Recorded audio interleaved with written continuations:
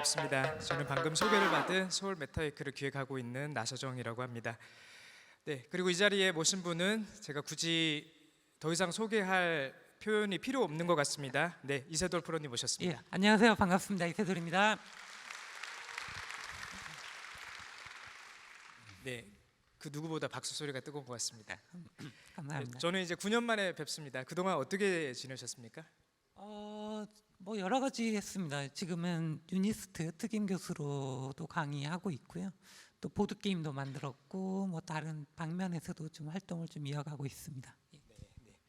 그 요즘 이제 방송에서 많이 저희가 좀 볼 수 있었고 최근에 냉장고를 부탁해 예. 네, 재미있게 봤습니다.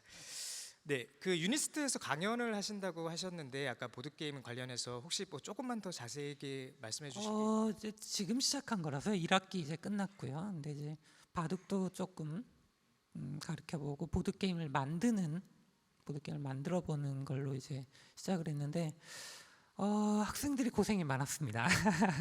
이제 바둑이라는 게 너무 어렵고 하다 보니까 좀 그랬고 보드게임을 만드는 것도 1학기 안에 뭔가를 만드는 것도 굉장히 좀 어려워가지고요. 제가 좀 2학기 때는 보완을 좀 해서 좀 진행을 해야 될 것 같습니다. 예.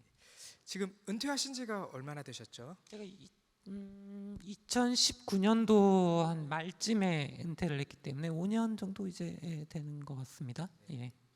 그러면 은퇴 이후에는 요즘은 바둑을 두시나요? 아니요, 사실 그렇게 두진 않습니다. 제가 이제 바둑을 둔 거는 한 21년쯤. 도대체 인공지능이 얼마나 발전했는지 좀 궁금해서 21년도 말인 것 같습니다. 21년도 말인 것 같은데 그 당시에 제가 2점에 뒀어요. 호선이 아닙니다. 2점에 둬서 처음엔 제가 치다가 나중에 조금 이제 아마 은퇴해서 감각이 떨어졌겠죠. 나중엔 또 승리하고 그랬는데 인공지능이랑 지금도 꾸준히 발전하고 있기 때문에 지금은 2점에도 어떻게 될지 잘 모르겠습니다. 사실은. 예. 네, 알겠습니다. 자연스럽게 그쪽 주제로 좀 넘어간 것 같은데요. 사실 저희가 이제 프로님을 이 서울 메타위크에 모시게 된 결정적인 이유가 잘 아시겠지만 서울 메타위크는 AI의 트렌드에 대해서 그리고 이 트렌드가 어떻게 개인과 또 사회와 또 기업에 있어서 영향을 어떤 식으로 끼치고 있는지를 논의하는 그런 이제 심도 있는 컨퍼런스 논의의 장이 될 텐데 앞으로 오늘부터 내일까지 이제 수많은 분들이 그렇다면 얼마나 우리가 발전해 가고 있는가 그리고 여기서 우리가 어떻게 대응해 가야 되는가 이런 부분에 대해서 논의를 한다고 한다면 저희는 좀 더 철학적이면서 동시에 인간적인 측면에서의 인공지능을 좀 바라볼 수 있으면 좋겠다. 예. 그리고 그 차원에서 우리 사회에 있어서 가장 상징적인 인물은 누구신가라는 고민을 하다가 저희 프로님을 좀 모시게 됐고요. 그래서 자연스럽게 저희가 2016년에 있었던 그 대국으로 좀 이야기 주제를 좀 옮겨봤으면 합니다. 혹시 그 순간을 지금 다시 회상하신다면 어떤 기분이 드시나요? 이제 그 당시에는 정말 충격적이었죠. 정말 충격적이었습니다. 지금 와서 보면은 이거 그냥 정말 개인적으로 얘기해도 될까요? 물론입니다. 굉장히 사실 영광이었습니다. 그 자리에 제가 설 수 있었다는 것 자체가 굉장히 영광스러웠던 것 같아요. 뭐 그 당시에 저는 너무 충격적으로 이렇게 받아들였습니다만 제가 그 자리에 없었더라도 그렇게 변화는 일어나는 거잖아요. 근데 그 자리에 거기에 있었다라는 것 자체는 굉장히 영광스럽게 생각합니다. 네. 지금 만약에 그때로 돌아간다라고 하면 뭔가 결과가 달라졌을까요? 제가 2판은 이겼을 것 같아요. 근데 이제 3판부터가 참 어려운데요. 예. 이겼을 것 같기도 하고 왜냐면 사람이라는 건 결국 실수를 하기 때문에 근데 제가 이미 알파고를 이미 알고 있잖아요. 그 당시 알파고를 알고 있잖아요. 그러면은 사실은 조금 제가 유리할 것 같습니다. 네. 그걸 알고 진행을 한다면 조금 유리할 것 같아요. 예. 그러면 이제 결론적으로는 상대방의 어떤 패턴이라든지 혹은 상대방의 기풍을 알고 대국을 하는 것과 그렇지 못한 상대에서 하는 것과의 결과론적인 차이가 있다라고 보시는 거죠. 정확하게 말씀드리면 그 약점이 있는 거죠. 알파고의 치명적인 약점이 있기 때문에 그 당시는 이제 아무래도 완벽하지가 않기 때문에요. 그런 약점이 사실 1, 2, 3국 지고 나서 4국을 승리한 이유가 그 약점을 정확하게 파고들어서 이긴 거거든요. 그렇기 때문에 그 당시엔 너무 완벽하지가 못했어요. 그러니까 제가 어떻게 보면 1국을 패했는데 사실은 그건 알파고의 능력이 뛰어나서가 아니라 제가 좀 인간과의 대국을 하다가 AI와 대국을 하니까 좀 너무 생소했어요. 그 괴리감이 있었다라는 거죠. 그래서 사실 저 혼자 무너졌습니다. 그래서 제가 그 당시까지도 심각함을 느끼지 못해요. 아, 내가 실수해서 졌다. 그럼 내가 이제 내 실력을 발휘하면 이길 수 있을 것이다라고 생각을 하고 2국에 임했습니다. 근데 2국에서는 뭐 최선을 다했지만 뭐 힘없이 빌렸죠. 거기서 느낀 거죠. 거기서 충격을 받았고 거기서 확실히 알았습니다. 아, 이거 나보다 위에 있을 확률이 높겠구나. 정상적으로는 이기기 쉽지가 않겠구나. 뭐 일단 어마어마한 충격이었고요. 저는 이제 뭐 그 다음을 보는 게 아니라 이제 3, 4, 5국을 진행을 해야 되기 때문에 그럼 도대체 이걸 내가 이 알파고라는 인공지능을 이기려면 어떻게 해야 되는가 해서 이제 작전을 짜게 되고 작전을 3국부터 이제 했습니다. 사실은 한국부터 했는데 제가 이제 인공지능에 대해서 문외한이고 그러다 보니까 작전을 좀 잘못 짰어요. 어떻게 된 거냐면 제가 극 초반에 승부를 보는 작전을 짰습니다. 극 초반에. 근데 매우 잘못된 거죠. 인공지능과 사람의 차이는 극 초반에 훨씬 큽니다. 명확합니다. 그 이유는 나중에 얘기를 들었기로는 저는 어쨌든 뭐 우리가 학습한 것도 있지만 기본적으로는 감각입니다. 감각에 의존해서 초반 진행을 하는 거죠. 근데 알파고는 아니죠. 그 극초반에도 데이터를 바탕으로 움직이죠. 확률 데이터에서 가장 확률이 높은 수들을 두어 가는 겁니다. 그렇게 돼서 그러면 데이터 기반과 감각의 기반인데 어떻게 되느냐? 감각이 압도적으로 밀립니다. 아쉽게도 안 돼요. 무슨 얘기냐면 초반은 무조건 견뎠어야 되는 겁니다. 우리가 돌이 어느 정도 놓이기 시작하면 그때는 우리도 계산을 할 수가 있어요. 그때는 우리도 계산이 되지만 그전 아예 계산을 못합니다. 돌이 너무 적기 때문이죠. 그때는 감각이죠. 어느 정도 돌이 놓여야만 우리도 계산을 할 수 있는 거예요. 물론 컴퓨터와 알파고에 비교할 바는 아니지만 그래도 계산을 할 수 있다는 것과 없다는 것은 엄청난 차이가 있죠.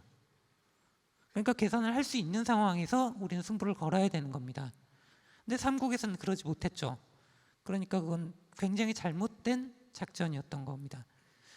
그래서 수정을 했어요. 이거 초반은 안 되겠구나. 그래서 4국에서 짠 그것은 50수까지는 최대한 견디고 뭐 좀 기분이 나쁜 한이 있더라도 견디고 50수에서 100수 사이에 승부를 걸자. 100수가 넘어가면 컴퓨터의 특성상 뭐 계산을 다 경우의 수를 다 계산해서 완벽히 실수 없이 둘 확률이 높기 때문에 50수에서 100수 사이에서 승부를 건 겁니다. 사실 운 좋게 좀 그게 맞아 떨어졌죠. 그 작전이 떨어졌는데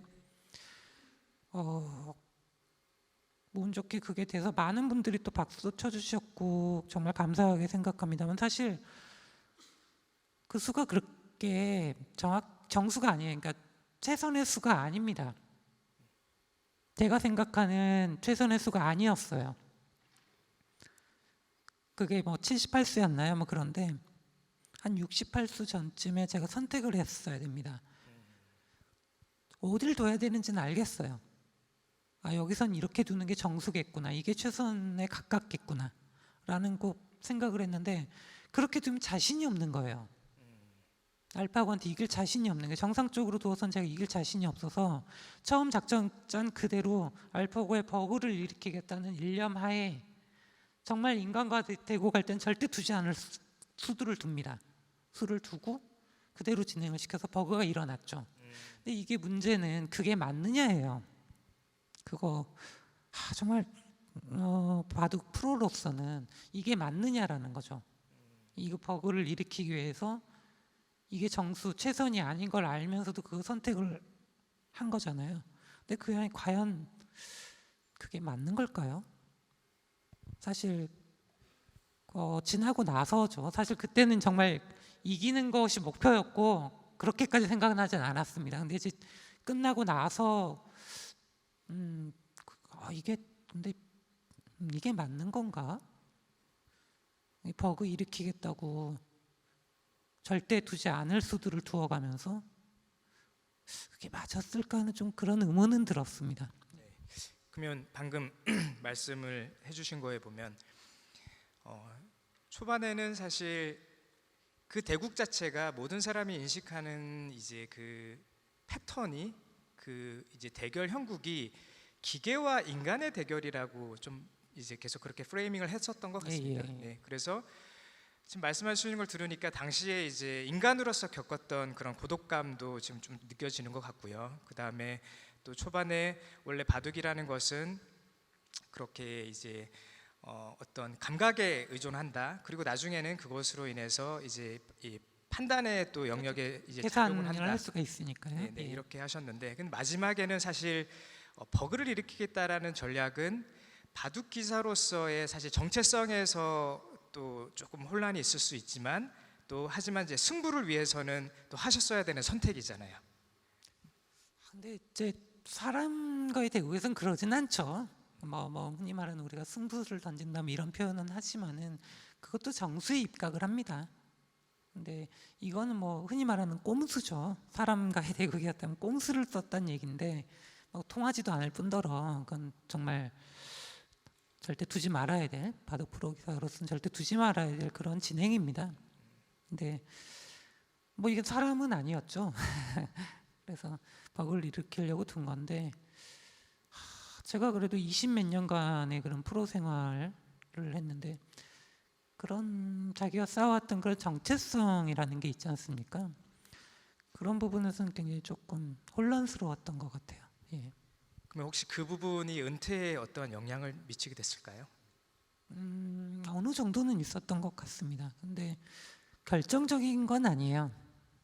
알파고의 등장으로 프로 세계에서는, 프로 바둑기사의 세계에서는 정말 천지가 개벽을 했습니다.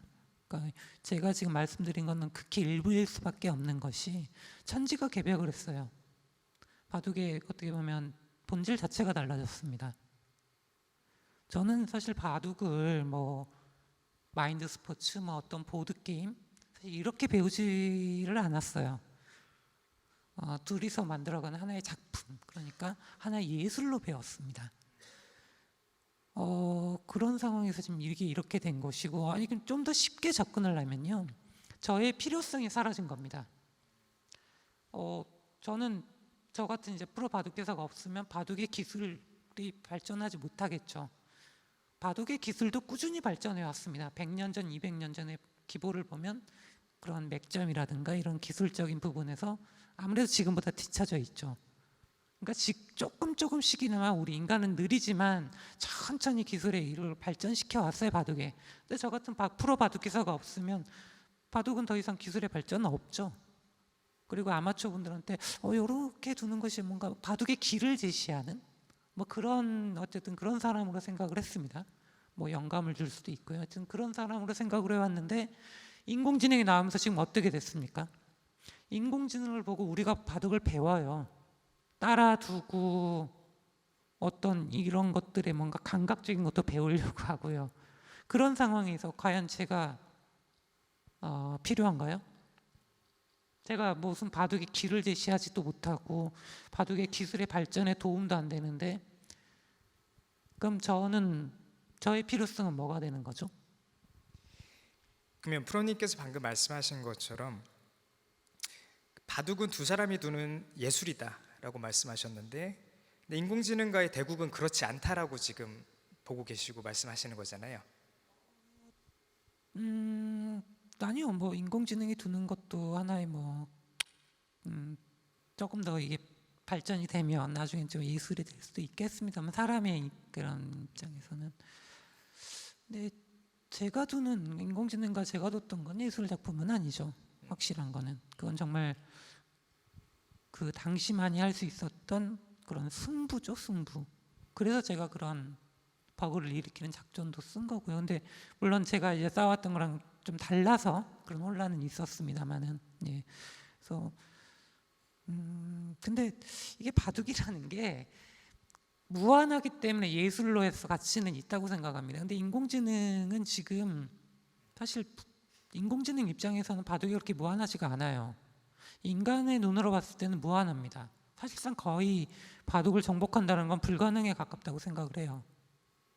근데 인공지능 입장에서는 그렇지가 않은 것 같습니다.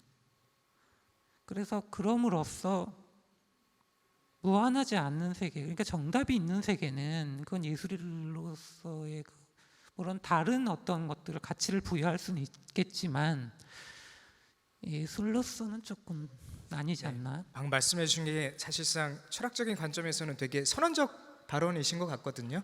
이 특정 영역에 있어서의 무한성을 유한성으로 규정하는 순간 더 이상 예술이 될 수 없다라는 말씀을 좀 해주셨던 것 같은데, 네, 맞습니다.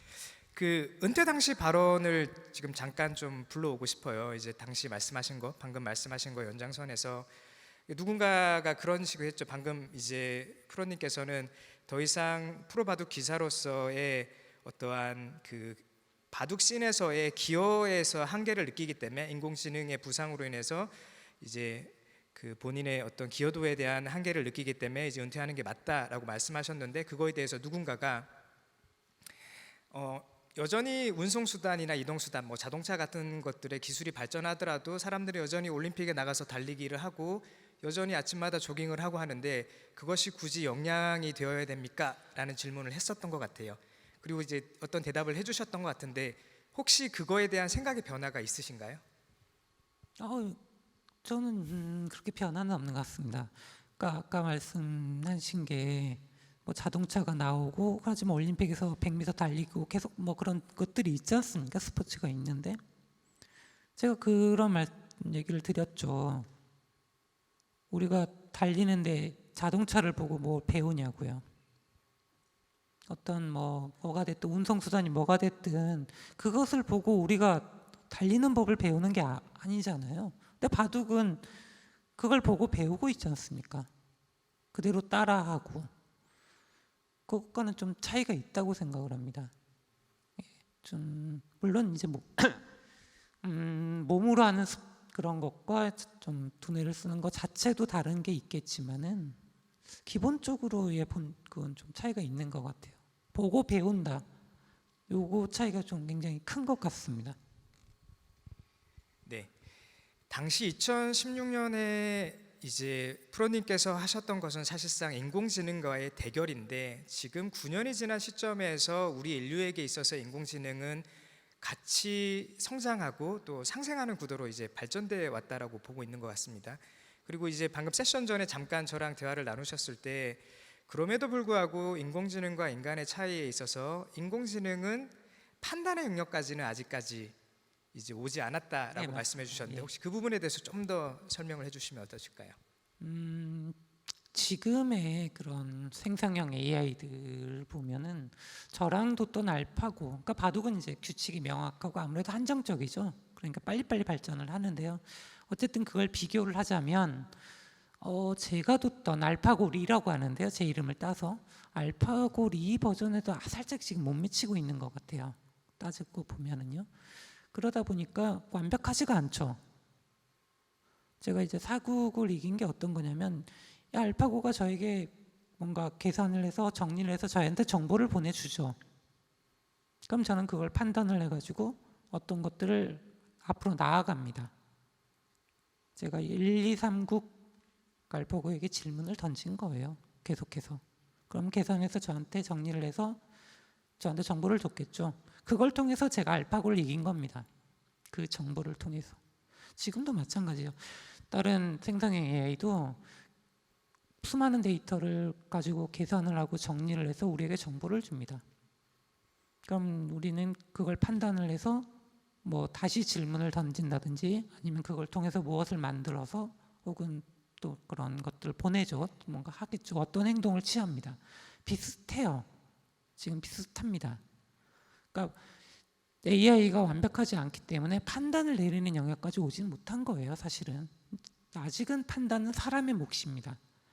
이 AI를 어떻게 활용하는지 뭐 이런 부분들이 이제 지금 중요한 거죠. 뭐 질문을 던지는 능력이라든지 그런 것들이 굉장히 중요하죠. 그런 것 같은데 문제는 바둑 같은 경우에는 알파고 리 이후 1년 후에 알파고 마스터 버전을 보입니다.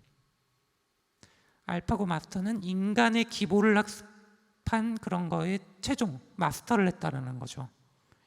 인간을 어떻게 보면 학습한 거에 마스터라고 생각하시면 됩니다. 근데 지금의 생성형 AI가 대충 알파고 리 버전이라고 생각하면요, 알파고 마스터가 어느 순간부터는 얘기가 달라요. 그것이 완벽하진 않더라도 인간보다는 훨씬 위에 있습니다. 인간이 이길 수가 없어요. 바둑에서는 마스터 버전부터는 인간이 이길 수는 없습니다. 완벽하진 않아도 인간을 뛰어넘었다라는 얘기죠. 근데 그것부터는 이제 많은 얘기가 달라지는 거죠. 지금까지는 단순해요. 우리를 보조해주는 역할인 겁니다. 이것을 어떻게 질문을 던져서 어떻게 활용하고 판단해서 뭔가를 나아가느냐, 이것이 지금 중요한 시대예요. 앞으로 몇 년간은, 최소 몇 년간은 이것이 굉장히 중요할 겁니다. 그 능력이 굉장히 중요하겠지만 만약에 그 쭉쭉쭉 발전을 해서 아까 교수님도 하실 때 기하급수적으로 발전한다고 했잖아요. 이 AI가 발전하고 정말 마스터 버전까지 갔습니다. 그때도 과연 똑같을까요? 지금 상황과? 과연 우리가 질문을 던지고 해서 이쪽이 계산하고 정리해주고 우리가 최종적인 판단 그걸 가지고 있을까요? 그거에 대해서는 저는 확신이 없습니다. 그리고 더욱 무서운 거는 알파고 마스터 버전 이후에 약 6개월 후에 알파고 제로 버전이 나옵니다. 그거는 인간의 기보를 학습한 게 아니에요. 이제 인간의 기보를 학습해서는 끝까지 갔습니다. 그래서 인간의 기보를 학습하지 않고 자기들끼리 룰만 가르쳐주고 자기들끼리만 그냥 바둑을 두는 거죠. 자기들끼리 어마어마한 이제 대국을 통해서 학습을 통해서 하는데 약 3개월 후에 알파고 마스터가 박살이 나기 시작했습니다. 그러다 한 번도 이기질 못했어요. 알파고 마스터는 알파고 제로를 이기질 못합니다. 물론 저는 이런 생성형 AI가 바둑처럼 정말 그 제로 버전까지는 그래도 좀 최소한 시간이 많이 남았다라고 생각을 합니다. 근데 제로 버전까지 갔을 때 어떤 게 생기냐면 뭐 인간은 알파고 마스터도 못 이겨요. 어차피 못 이겨. 알파고 제로한테도 당연히 지는 거고 거기까지 그건 뭐 동일합니다만 문제는 알파고 마스터는 인간의 기보를 학습했기 때문에 잘 두더라도 이래서 이렇게 두었구나 이해를 해요. 근데 알파고 제로는 이해를 못합니다. 그냥 저게 맞겠지만 저 수가 좋은 수겠지만 우리는 이해를 못해요. 저걸 왜 뒀는지 이해를 못합니다. 쭉 돌려보면 나중에 막 50수 100수 이렇게 돌려보면 그래서 그랬나? 그래서 그런 건가? 그럼에도 확실히 같지는 못해요. 그러니까 정확히 사람 이해를 못합니다. 물론 알파고 그런 제로 버전까지는 굉장히 좀 시간이 남았겠지만 그런 미래까지도 우리가 한번 상상은 해볼 필요가 있지 않을까, 그런 좀 생각이 듭니다.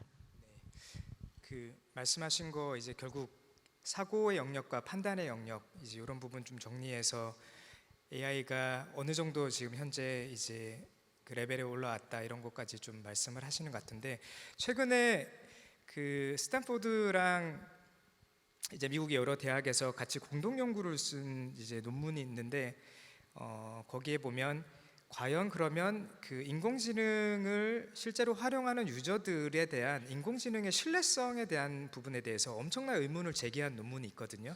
이제 그거를 그냥 쉽게 이제 일반인들의 말로 그 논문의 내용을 풀어서 설명하자면 질문 자체를 쉽게 하기 때문에 그 대답에 대한 신뢰성을 굉장히 낮게 본다라는 부분이 있는 것 같고 그리고 또 하나 거기서 저희가 조금 고민해야 할 부분이 있다면 과연 우리가 질문을 제대로 했는 것인가? 그리고 질문을 쉽게 하기 때문에 뭐 예를 들어 제가 지금 대담을 할 때 제가 질문을 할 때는 하나하나 고민을 해서 하지만 왜냐하면 이제 교수님, 프로님을 모시고 이렇게 할 수 있는 것은 시간적인 어떤 뭐 기회적인 한계가 있기 때문에 제가 되게 어떤 사고를 축약해서 이렇게 질문을 드리겠지만 챗 GTP 같은 그런 LLM 모델에서는 저희가 언제든지 저희가 원하는 시간에 원하는 장소에서 질문을 하기 때문에 질문을 위한 사고의 뎁스가 굉장히 낮아진다라는 이런 게 있는 것 같아요. 이제 그런 부분에 대해서는 어떻게 생각하시나요? 왜냐하면 이제 그 논문에서 말하는 것은 그것으로 인해 인간의 사고력이 오히려 저하되지 않을까라는 부분에 대한 의문을 제기하고 있거든요. 상당 부분이 좀 공감이 가고 좀 동의하는 부분이 많습니다.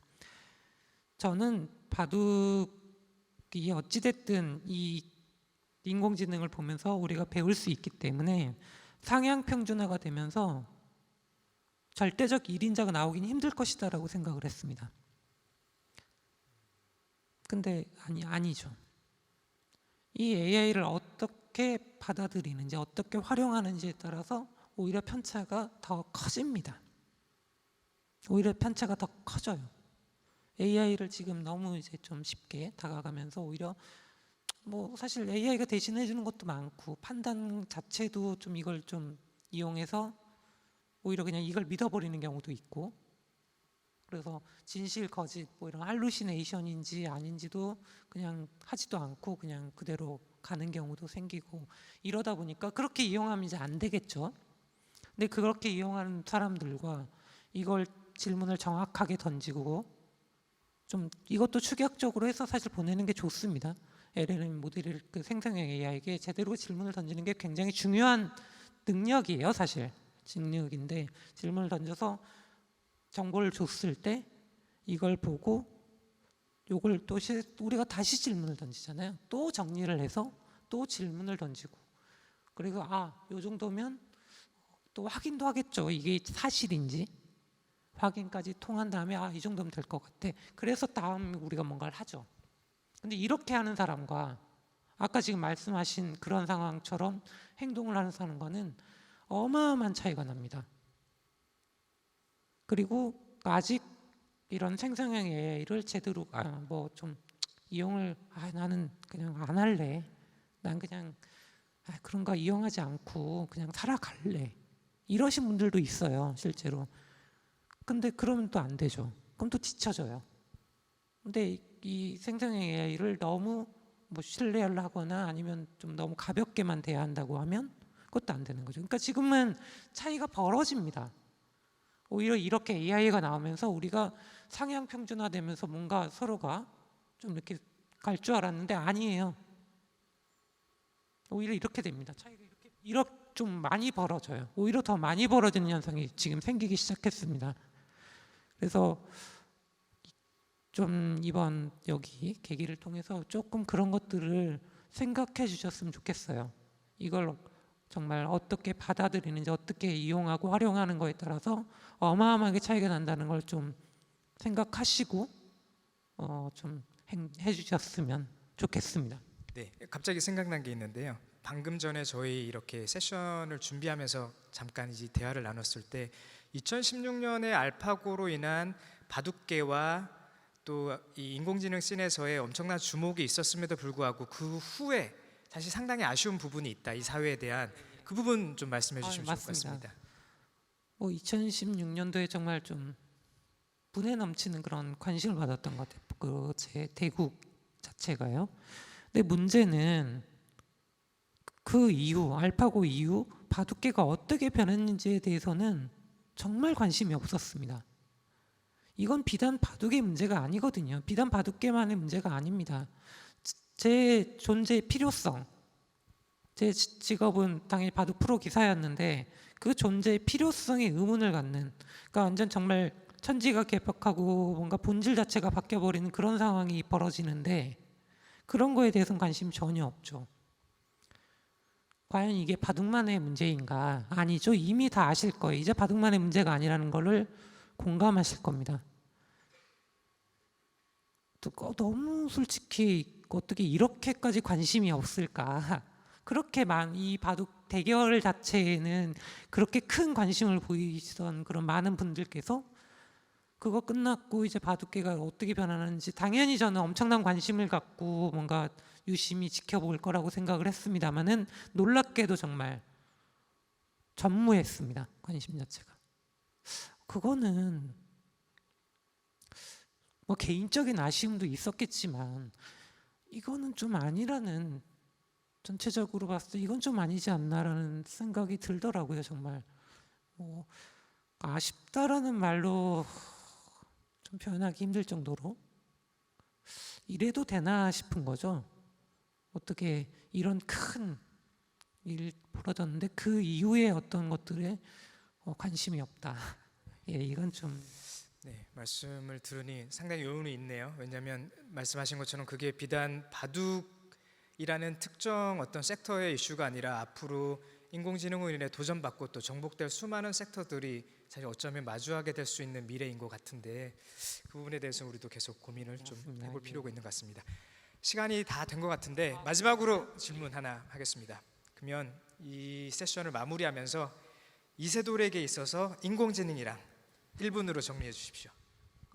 일단 저는 같이 협력해서 나아가는 그런 존재라고 생각을 합니다. 뭐 저의 발전도 있고 무언가를 통해서 개인적으로도 그렇고요. 뭐 사회 전체로 봐서 국가든 뭐든 범국가적으로 봤을 때도 같이 나아가는 존재, 협력하고 상생하면서 나아가야 된다고 생각을 합니다만은 이 변화는 엄청나게 클 거예요. 지금 우리가 생각하는 것보다, 지금 상상하시는 것보다 훨씬 크다고 생각을 하면 됩니다. 그래서 그런 미래들을 조금 생각하고 앞으로 좀 준비를 하셔야 될 거라고 생각을 해요. 근데 저는 그냥 이렇게 생각합니다. 이 AI는 협력적으로 나아가는 건데 앞으로 우리가 AI가 침범하지 못하는 어떤 것들을 말씀을 드리자면은 인간만이 인간에게 줄 수 있는 것들이 있거든요. 인간만이, 인간이기 때문에 줄 수 있는 그런 분야들은 분명히 있을 거예요. 그런 분야들에 좀 집중하시면 이 AI 시대에 좀 대비하는데 좀 도움이 되지 않을까, 그렇게 생각을 해봅니다. 예. 네, 좋은 말씀 감사합니다. 바쁘신데 시간 내주셔서 다시 한번 예, 감사합니다. 감사드리고요. 이것으로 이세돌 프로님과의 대담 세션을 마치도록 하겠습니다. 우리 큰 박수 부탁드리겠습니다. 감사합니다. 감사합니다.